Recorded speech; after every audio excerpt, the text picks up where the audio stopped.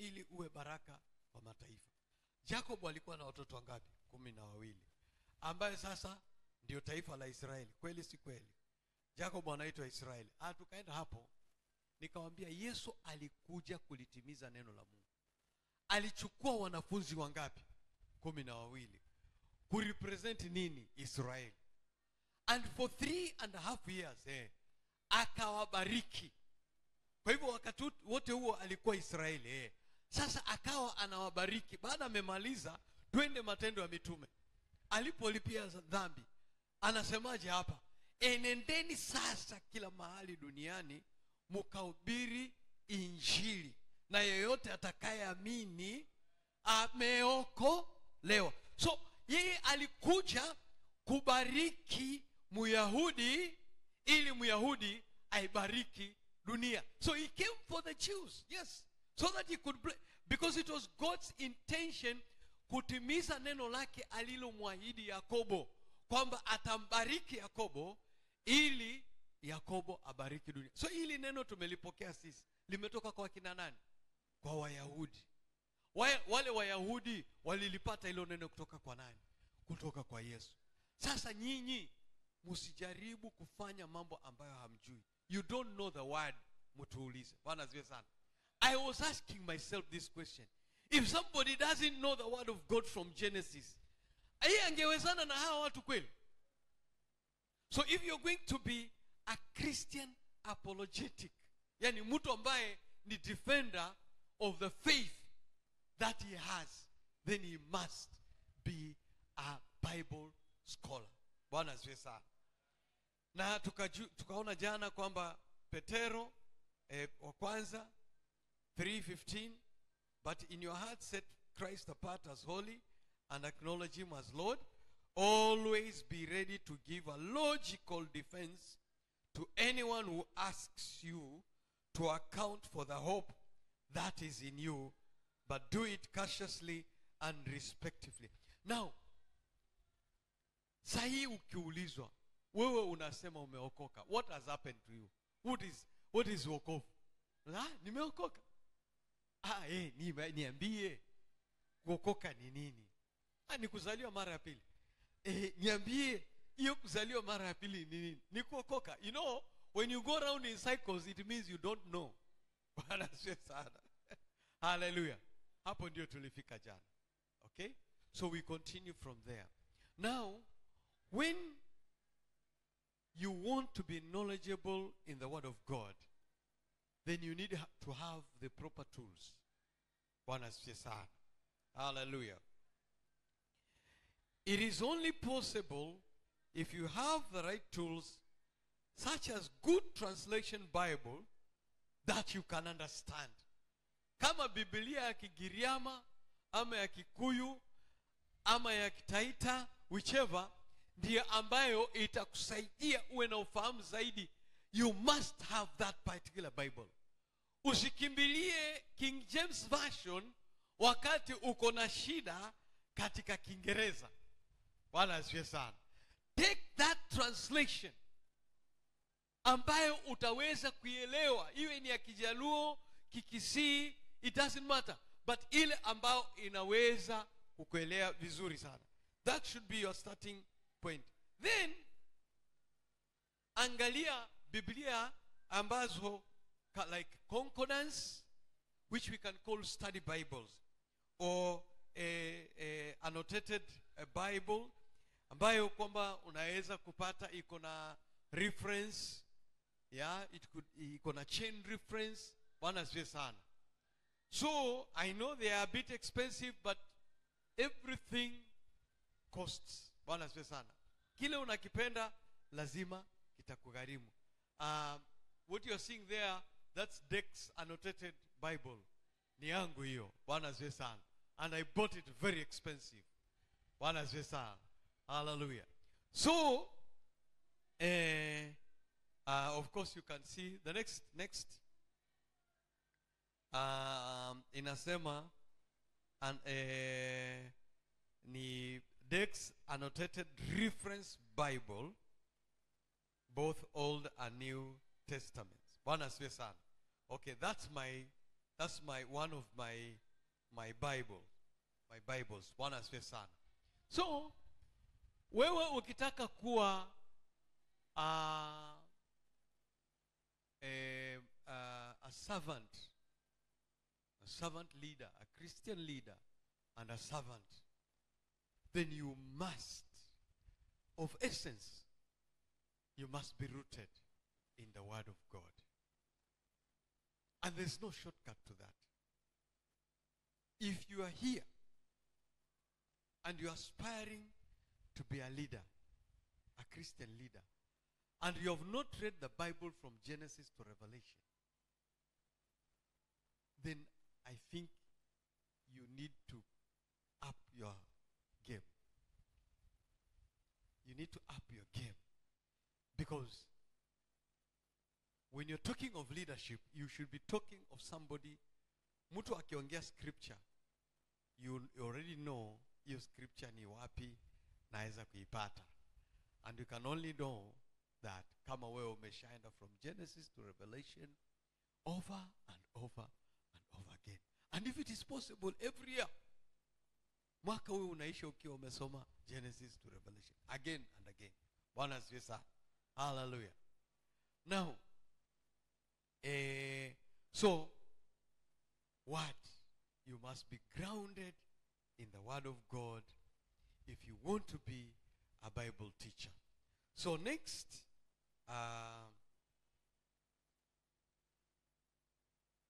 you must be a discerner of open doors. Bwana asifiwe sana. Discerning open doors. 2 Corinthians chapter 2 verse 12. When I came to the city of Troas to preach the good news of Christ, the Lord opened a door of opportunity for me. When I arrived in Troas to proclaim the message of the Messiah, I found the place wide open. God had opened the door. All I had to do was walk through it. Bwana Yesu asifiwe sana.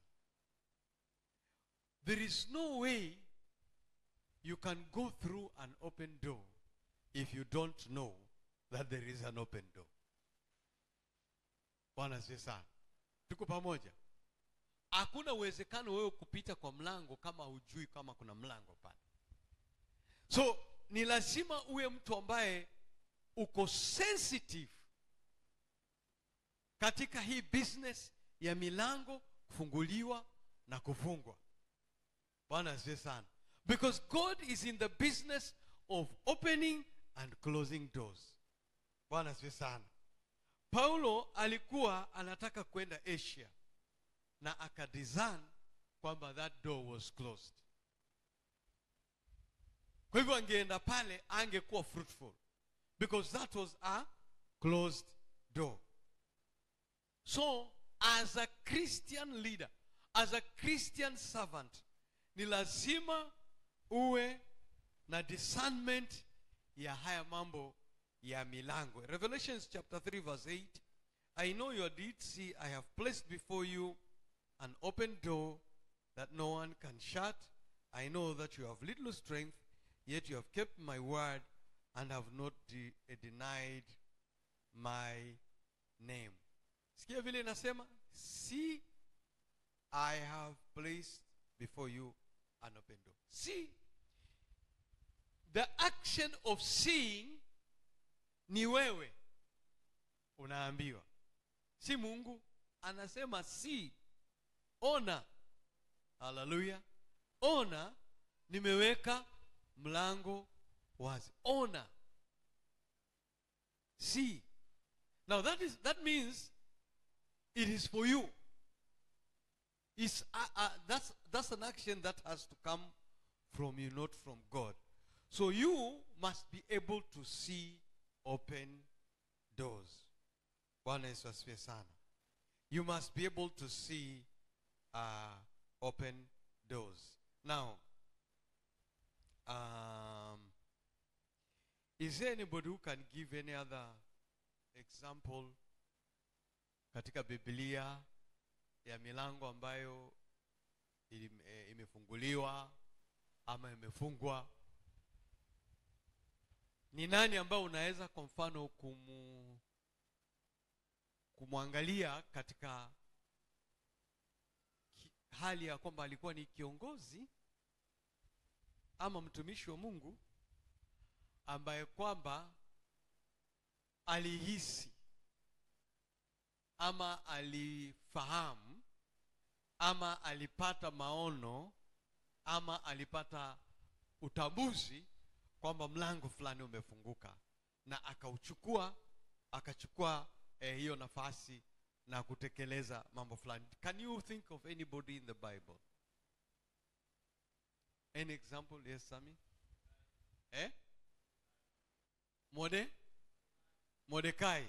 Mordekai alifanya nini?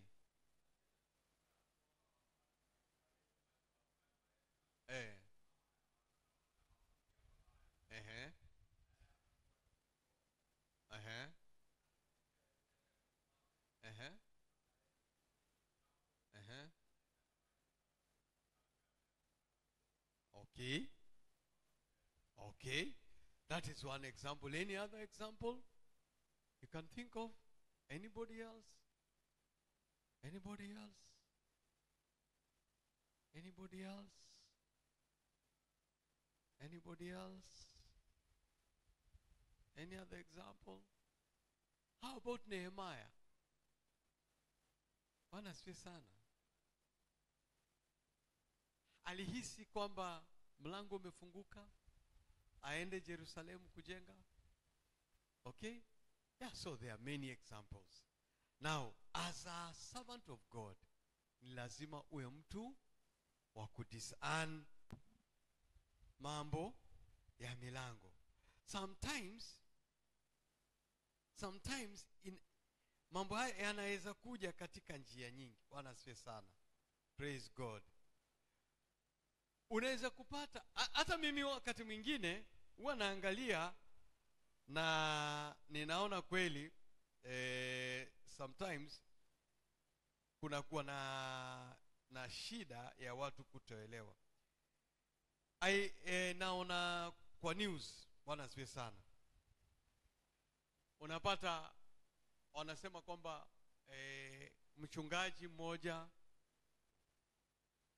washirika wamekataa mchungaji asitoke hapo kwa sababu ministry imeleta mchungaji mwingine. Sasa mchungaji mwingine amefika, lakini huyu mwingine anasema hataki kutoka, na washirika wanasema huyu hatoki. Sasa katika hawa wawili kuna mmoja ambaye ako in the wrong place. Bwana asifiwe sana. Because there's no way kwamba kunaweza kuwa na wachungaji wawili pale na kila mmoja anatakana kuwa in charge of that church. There is one ambaye hajatambua kwamba mlango wake umefungwa mahali na umefunguliwa kwingine. Aidha mwingine ameona mlango umefunguliwa na si mlango wake kufunguliwa, ama mwingine hakuona kwamba mlango umefungwa. And that is why we have quarrels in churches. Are we together? So discernment of open and closed doors is very important. And let me tell you something. Because sometimes when people are serving God, unaona watu wanaenda wanapotea na unaona nikana kwamba they are building their own kingdoms here.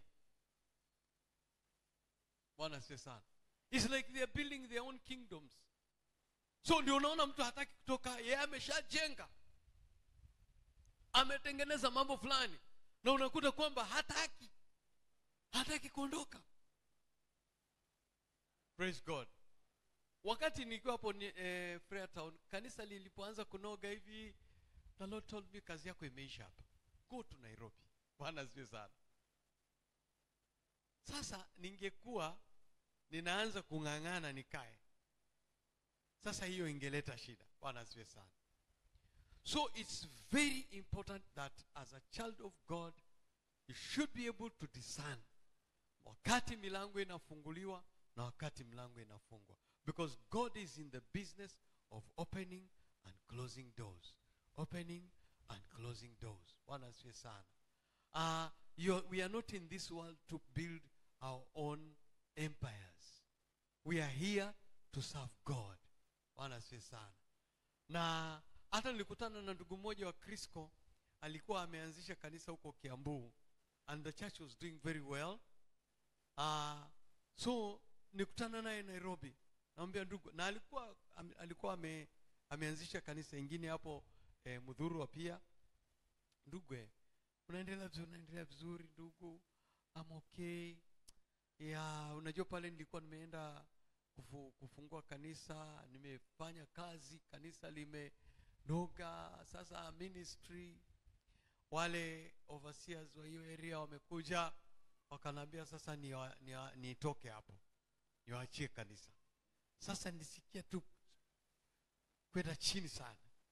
Nikamwambia, but brother, if God has given you an apostolic ministry, so you can see now you are supposed to establish a church.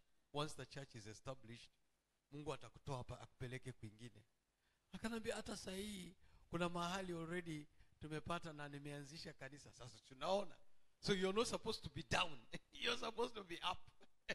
Bwana asifiwe sana. So discernment is very important. Otherwise wewe utaanza kulaumu watu wengine na kukatalia mahali na kusema, mimi mnajua mahali nimetoka na hii kanisa, mnajua tulikuwa chini ya mwembe, sasa mnakuja hapa sasa hii tumejenga building, mnakuja kuniambia nini? Sasa utaanza mambo ya kimwili. Bwana asifiwe sana. Hallelujah. Now the next one is discipline. And the next page 33. There's a time niliona kwa news, the principal of Alliance High School alikuwa anaulizwa, what is the secret? Watoto wako wamepita almost karibu kila mtu anapata A. What happened? What is the secret? Anasema discipline. He never said hard work. Hakusema hard work. Hakusema good teachers. Alisema discipline. The moment you have discipline, everything else will fall into place. The problems that we are having in this nation is lack of discipline. Because mtu anapatiwa kazi, he is not disciplined in doing that work. Mpaka hata bodaboda unapanda, anaenda the wrong side of the road. You get accidents. You get all kinds of problems because of lack of discipline. But in nations where there is discipline, you see like Rwanda, huyo mtu disciplined that nation. Everything there. Huyu kijana wangu aliendanga Rwanda wakati moja. Anambia dadie, pale hata pikipiki haisimamaangi ati ovyo ovyo, matatu haiwezi kusimama ovyo ovyo. There are places hapo ndio nangojea. Na kila kitu, kama ni matatu, kama ni nini, lazima ipige line, and there's no shouting. Kibao imewekwa pale, inaenda mahali fulani. Hakuna kufanyia watu makelele. People have been so disciplined. Huwezi kuona mtu amekula ndizi alafu anaangusha ganda. Wewe mwenyewe unatafuta mfuko, unaweka ndani, unabeba uchafu wako. Bwana asifiwe sana. Sasa hata ukiangusha mtoto anakuambia, hey, excuse me, can you pick that one up? Please, pick that one. Ni mtoto anakuambia. Maana anajua umefanya makosa. Ukipatiwa kazi, unaifanya vile inatakana. Kigali, kabla hujaingia Kigali, kuna mahali ya kuoshea magari. Hakutakani uingie hadi gari yangu vile imechafuka hivi, hadi naingia town. Utashikwa. Hata wewe mwenyewe unapitisha hiyo gari mahali, unapitishia hiyo barabara na kando kando vile iko safi, hata wewe mwenyewe utaona haya. When the moment you put discipline, a nation will prosper, people will prosper, ministry will prosper. And so this principle of Alliance alisema it is discipline. Now 34 from Wikipedia. Discipline is the self-control that is gained by requiring that rules or orders be obeyed, and the ability to keep working at something that is difficult. Disciplinarians believe that such self-control is of the utmost importance and enforce a set of rules that aim to develop such behavior. It's very important to know that kuna mambo mengi yameunganishwa na discipline in terms of success. From artificial intelligence, discipline is crucial for a country's prosperity because it fosters stability, enhances productivity, and promotes responsible governance, ultimately leading to sustainable economic growth and societal well-being. A disciplined nation can effectively manage its resources, adhere to regulations, and make informed decisions leading to better outcomes in various sectors. Sasa, I want to give a small example. Bwana asifiwe sana. I keep saying because that is what I experienced. I went to a country in Europe and stayed there for 1 year. Wale watu, everything they do, unaona vile discipline wako nayo. Saa moja kamili wako kazini. And they are so disciplined. Now, anything that you will sell to that country, the mechanism that is in place, ya kupima hizo vitu, is such that if it does not meet the standards of that country, it doesn't enter. Haiwezi kuruhusiwa kuingia kwa hiyo nchi. They are so disciplined that anything that you buy from that country is made to last. Bwana asifiwe sana. So just as an example, I bought a refrigerator in 1993 in that country. Israel alikuwa hajazaliwa. Bwana asifiwe sana. Nikakuja nayo. And it is not made in that country. It came from another country outside. Lakini kuingia kwa hiyo nchi lazima meet hizo standards by force, lazima. And they do rigorous tests. Ikifail, haiwezi kuingia, you can't sell to that country. Hiyo fridge tuliitumia, tulianza kuitumia kabla Israel hajazaliwa. Tukaitumia. Israel akamaliza university, akaanza maisha, akachukua hiyo refrigerator. Hakuna siku tumebadilisha hata gas, hata thermostat, hata compressor, hata kupiga rangi. Israel akaitumia, which is it's older than him. Akaitumia na mwishowe akapatia na rafiki yake ambaye anaitumia saa hii.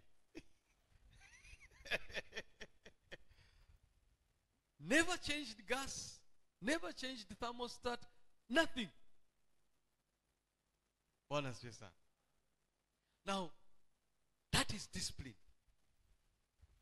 So discipline will make anything prosper. Even ministry. Bwana asifiwe sana. And Jesus was disciplined. Wakijaribu wanamwambia, Bwana, watu unajua wanataka kukuua, tutoke hapa. Programu yake ilikuwa ni kwanza akae hapo 3 days. Akasema, no. Go and tell that fool. I'm not going anywhere. I'm here today, second, and on the third day I will have finished my work here. So alikuwa ashtuki, alikuwa na timetable, and you're so disciplined in his timetable. Wakisema tukae hapa, anasema pana, tuende kule, unajua hata wale wanahitaji. So there was no way they could twist him. He was disciplined to his calling. Bwana Yesu asifiwe sana. So as a minister, if you are not disciplined, ukisema katika ministry or church or congregation, there are certain things we don't want. Everybody must adhere to the discipline of the church. Kila mtu anakuwa discipline. Hautapendelea wenye pesa na ambao hawana pesa. Unajua kuna watu ambao wanasema okay, we have to adhere, but alafu mtu anakuja anaweka kibunda. Yeah, we have to adhere, but wewe Bwana sasa, that is not discipline. Praise God. Discipline ni kila mtu afuate ile rule ambayo iko. And sometimes okay, vile tu bishop alisema jana, kuna mambo mengi sana sikubaliani na Pastor Nganga, but there are some things ambazo unajua kuna wakati alisimama mlangoni na alikuwa amesema mtu akija next Sunday na miniskirts ataingia kwa ule mlango. Sasa yeye akasimama kwa mlango. Anakuja, wewe unaenda wapi? Unaenda wapi na hiyo nguo umevaa? Rudi mahali umetoka. Sasa unajua mimi ni members, kwa hivyo naachana kwenda. We are not in short of members, kwenda. Bwana asifiwe sana. Sasa sometimes unaona watu wakifanya hivyo, but they know what they are doing. Sisi tunakuja tunasema sasa hawa nikiwafukuza jamani wataenda wapi? Sasa sisi kama kanisa sisi tutabaki tupu. Bwana asifiwe sana. Na sasa labda hawa si wataenda watapotea huko. You know, there's a bishop from Nakuru who was preaching somewhere, alikuwa anasema unajua lazima uombe Mungu asiruhusu wale ambao hawatakikani hapa kanisani wakuje, because the devil is very busy. Anakuletea wale ambao wanatakana kwenda bandi wanakuja hapo. Bwana asifiwe sana. Wale ambao wanatakana kuja hapo anasimama na watu pale wanawaambia hapa hakuna kanisa. Bwana asifiwe sana. Akawa ametoa mfano walienda mahali walivisit pastor kanisa fulani. Wanauliza stage kuna bodaboda. Na tunatafuta kanisa fulani. Kanisa fulani hiyo kanisa hatujui. Hiyo kanisa iko. Ile kanisa tunajua ni kuna ile Catholic pale. Unajua sasa lakini sasa jamaa anatumia Google Maps sasa mpaka wakapata. Wakamwambia pastor, hii kanisa yako imefungwa mlango pale. Watu haioni. So we have to pray to open. So next time walipoenda wakauliza watu wa boda boda just to test them. Kanisa mnajua kanisa? Tunajua mahali iko. Bwana asifiwe sana. So there are many things that you know as children of God we must stand up to. If we are not disciplined, hata shetani atatuletea watu na tunafikiria tuko na members, but we have no members. Bwana asifiwe sana. And those are the people ambao sasa eventually watalead hata wale wachache astray. Kumbe wao wamekuja kurokota. Bwana asifiwe sana. So we need to be very careful, okay? Discipline. So the statistics that we have concerning boda menace is just terrible. Many times mimi nimeponea hivi kugonga boda. Hivi tu.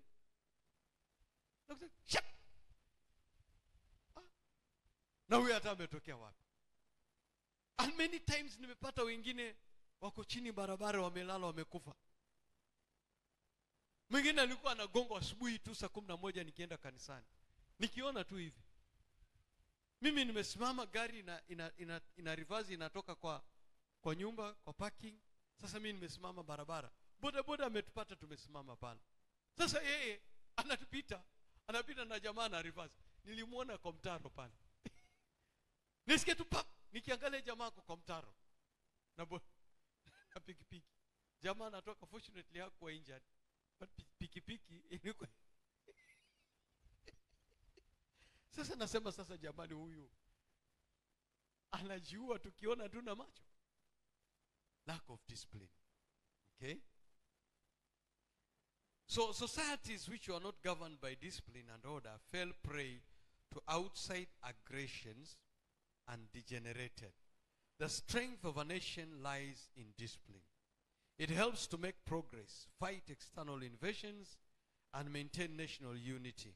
Citizens of a disciplined nation work with a spirit of cooperation and unity. Now that is from AI. Very, very important. Discipline. Next page. Jana tulisikia from Bishop. Let your yes be yes and your no be no. Discipline in ministry is related to character. However, one could have a good character yet fail to discipline himself in ministry. Now this, we learned about character yesterday, and many times unaweza kukuta mtu ambaye ako disciplined, character yake inaambatana na discipline. Ni mtu hataki mambo ambayo hayako straightforward. Ni mtu hataki mambo ya under the table. That is his character. But sometimes you can have good character, lakini you fail kuwa na discipline. So lazima you embrace these two. Bwana asifiwe sana. Let your yes be yes and your no be no. Sio mtu wa yes no. So discipline causes us not to take advantage of others. In 2 Corinthians chapter 2 verse 17, unlike so many, we do not peddle the word of God for profit. On the contrary, in Christ, we speak before God with sincerity as those sent from God. Even what you do. You know, the people who are peddling the word of God for profit, they are not disciplined. Si kwamba si watu ambao hawajaokoka, na si kwamba si watu ambao hawajaitwa katika mwito, ni watu ambao wamekosa discipline. So wanaanza kuunganisha vitu hapa, wanazwe sana, so that now they can start getting or extorting money from people. Let me tell you, God has the capacity to see you through. Kama mimi nikiwa hapa Freetown, Mungu aliniona through. Wanazwe sana. Anybody who is doing ministry, if you trust God, bila kutumia ujanja, God will see you through. Because now we are starting a church. Hakuna watu nilikuwa na watu kama wawili watatu. And I didn't have any source of income. Sometimes hata unapata kwamba tunangojea Sunday kama labda mtu atakuja na kaunga hivi. Bwana asifiwe sana. Siku nyingine tumeamka tunajua sasa leo hatuna chakula. Tunaona dada ameingia anasema, "Hello, Bwana asifiwe sana. Nimekuja na haya maandazi." Leo tumepata chakula. Bwana asifiwe sana. So, but we managed.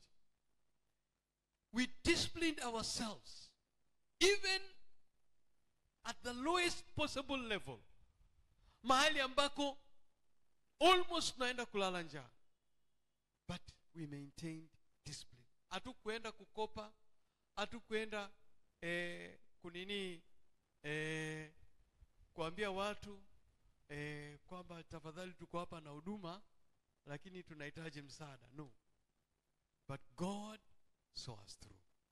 Bwana asifiwe sana.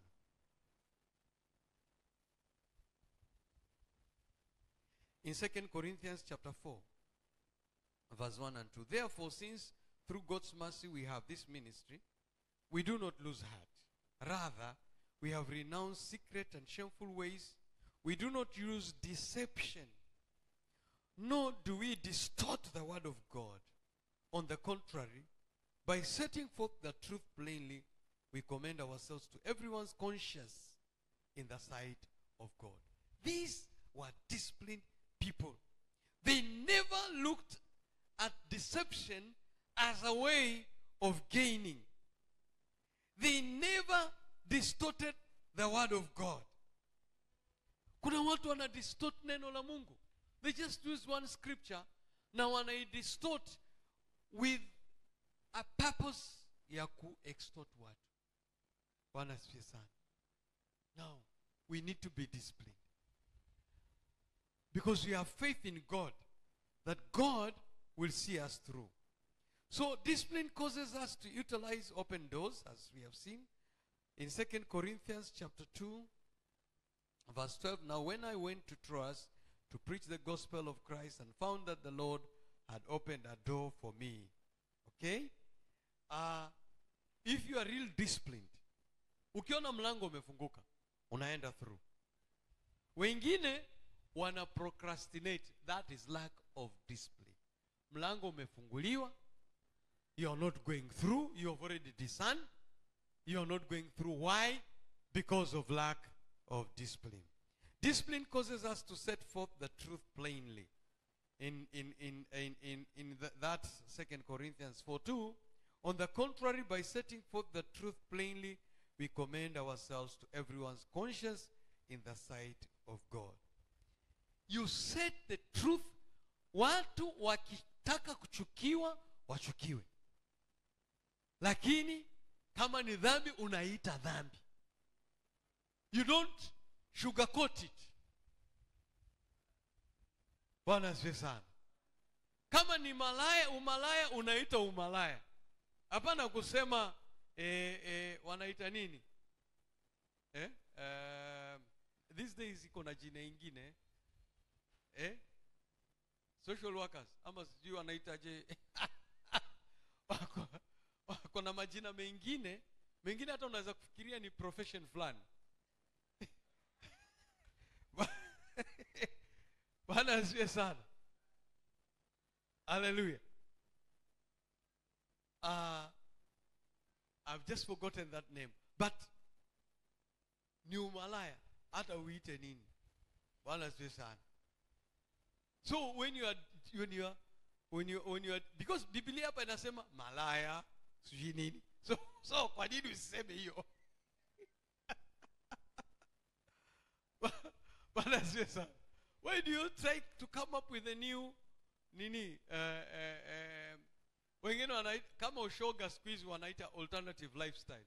Why are you not calling it ushoga? Why are you talking of alternative lifestyle?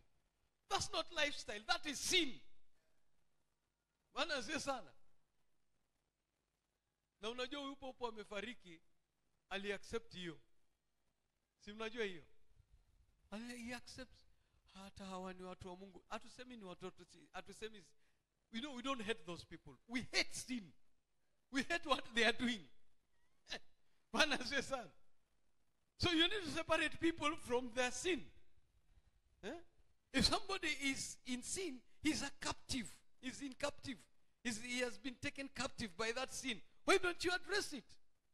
Mwambie Bwana, unajua wewe ni mfungwa.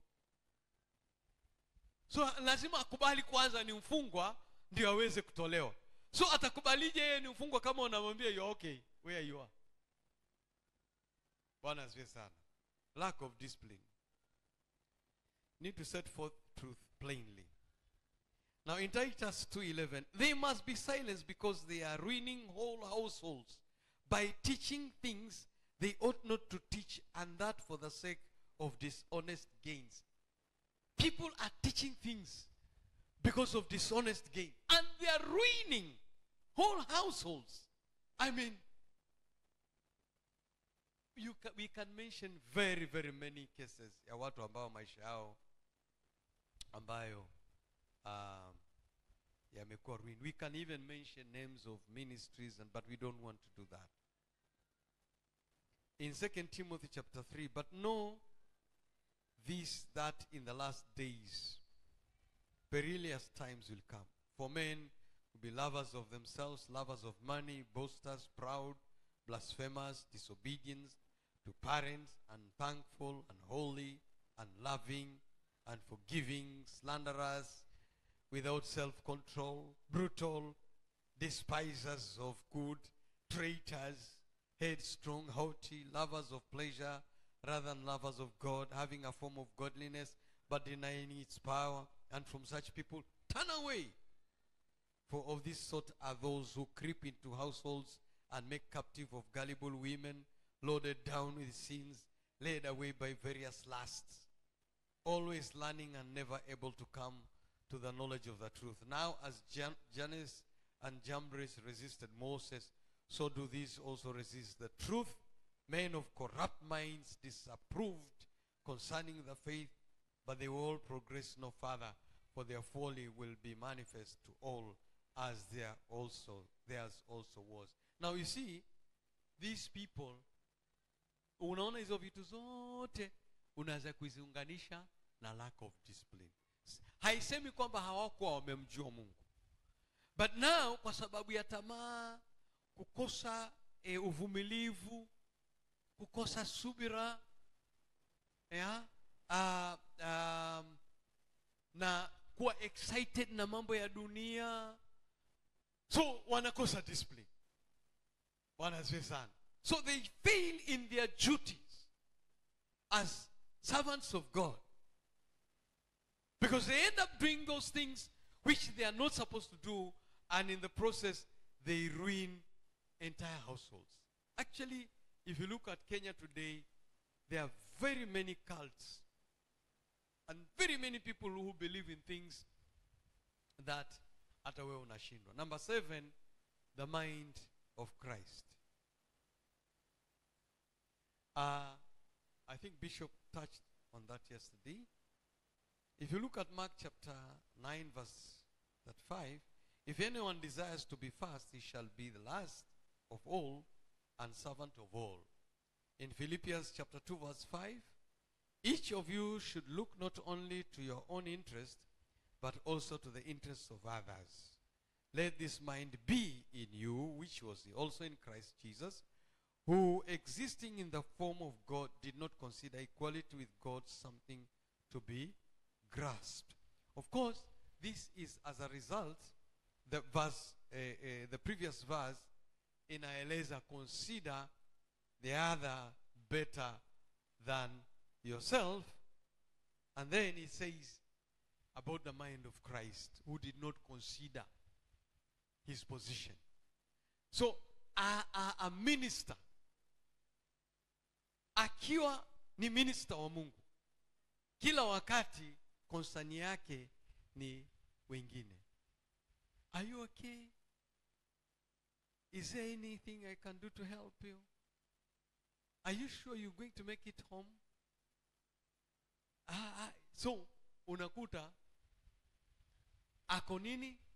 Ako interest, because that's the mind of Christ. Ako more interested na mwingine kuliko yeye. That's why Jesus had no problem dying on the cross, because he was considering us. Kuna ndugu mmoja alikuwa ananiambia alienda